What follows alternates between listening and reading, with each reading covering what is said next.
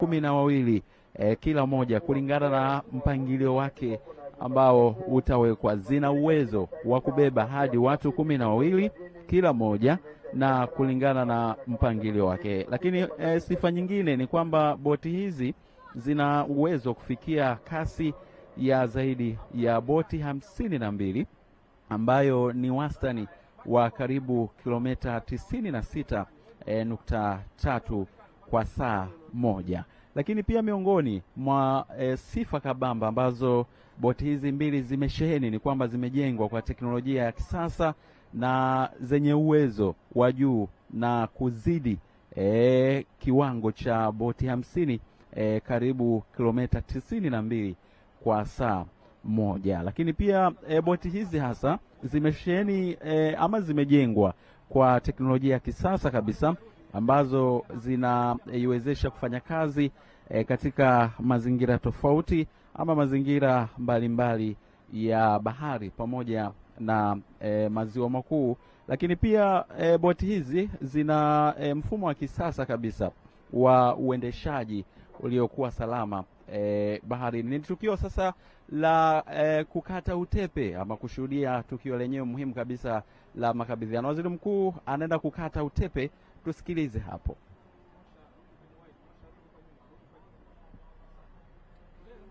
Na meza kuu tujiongee kwenye jukwaa hili kwa ajili ya kushuhudia umaridadi wa boti hizi ambazo Mheshimiwa Waziri Mkuu umetuongoza kuzipokea.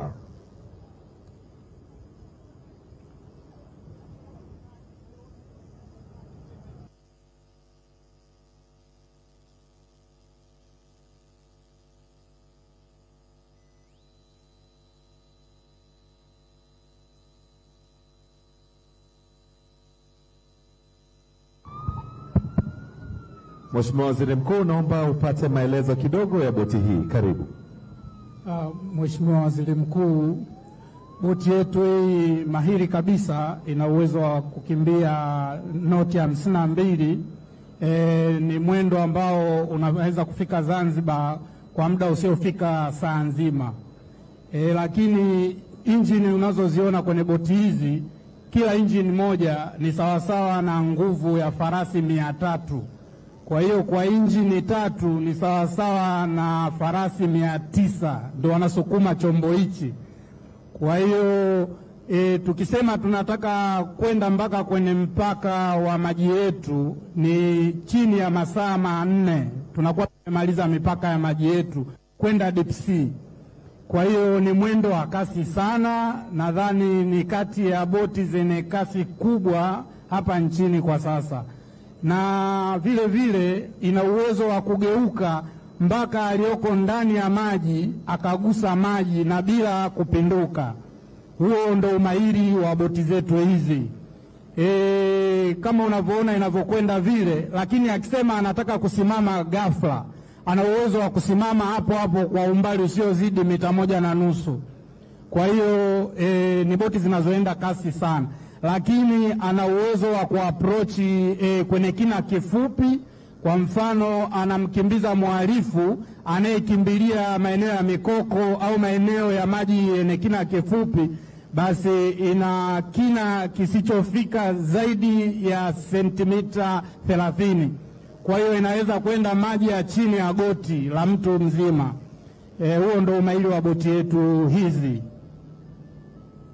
Lakini pia kama unavyosikia inapiga ving'ola vya aina zote kwa ajili ya kuwafahabisha wahalifu, lakini ina PA, ina uwezo wa kutoa sauti ya kutoa amri pale unapokuwa umemkaribia mhalifu.